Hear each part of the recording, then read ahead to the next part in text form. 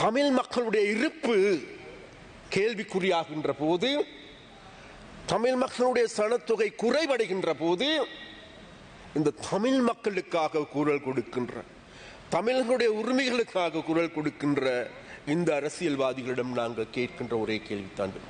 அப்படி சொன்னால் இந்த நிலைமையில் இருந்து தமிழ் மக்களுடைய இருப்பை பாதுகாத்துக் கொள்வதற்கு உங்களால் முன்வைக்கப்படுகின்ற வேலைகள் என்ன, திட்டங்கள் என்ன?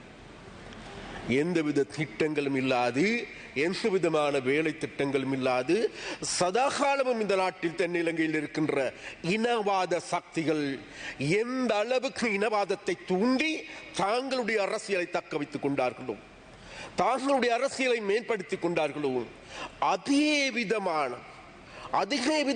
அராஜகத்தனமான, அதே விதமான காவாலித்தனமான செயற்பாடுகளை முன்னெடுக்கப்பட்ட தேர்தலை கௌரவ பிரதி குழுக்களின் தவிசாளர் அவர்களே, கடந்த உள்ளூராட்சி சபை தேர்தல் யாழ் மாவட்டத்தின் முடிவுகள் என்பது அங்களுடைய மக்களுடைய முழுமையான விருப்பத்தின் கீழ் அல்ல. கடுமையான இனவாதம் பேசப்பட்டது, கடுமையான இனவாதம்.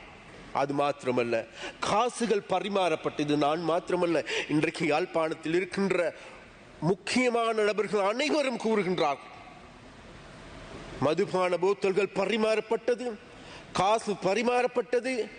அப்ப அந்த வகையில் இன்றைக்கு அந்த அளவுக்கு எங்களுக்கு எல்லோருக்குமே தெரியும். ஒரு காலத்தில் விசேடமாக யாழ்ப்பாணத்தில் இருந்த ஒரு சில தமிழ் கட்சிகள் என்ன விமர்சனங்கள் இருந்த போதிலும் கூட அவர்கள் ஒரு கொள்கை ரீதியாக செயல்பட்ட கட்சிகளாக இருந்தார்கள்.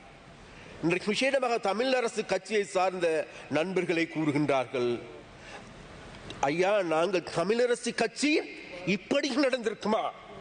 எங்களால் நம்ப முடியாத அளவு, அந்த அளவுக்கு கேவலமான முறையில் இம்முறை நடந்து கொண்டார்கள். அந்த வகையான வெற்றி இவர்களுக்கு, அந்த வகையான வெற்றியை தவிர மக்களுடைய உண்மையான அபிலாசைகள் அல்லது பிரதிபலிப்பு அல்ல. அதனால் உறுப்பினர் அவர்களே, விசேடமாக நாங்கள் அந்த வகையில் இன்றைக்கு தமிழ் மக்களுடைய இருப்பு கேள்விக்குறியாக இருக்கின்ற பொழுது, அப்ப அதிலிருந்து மீள்வது எப்படி? இன்னைக்கு யாழ்ப்பாணத்தை பழைய யாழ்ப்பாணமாக கட்டியெழுப்புவது எப்படி?